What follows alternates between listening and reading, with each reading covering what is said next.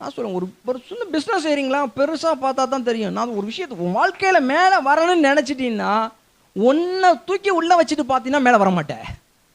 இந்த சமூகத்தையே தூக்கி உள்ளே வைக்கணும்.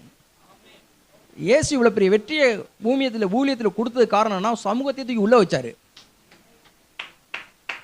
வர்ற எல்லாரையும் பார்க்கணும், இந்த சமூகத்தையே பார்க்கணும். சமூகத்துக்கு ஏதாவது பிரயோஜனமா இருக்குமா என்னால்? அந்த பார்வை உள்ளே வந்துச்சுன்னா நீ வெற்றி அடைஞ்சிருவ.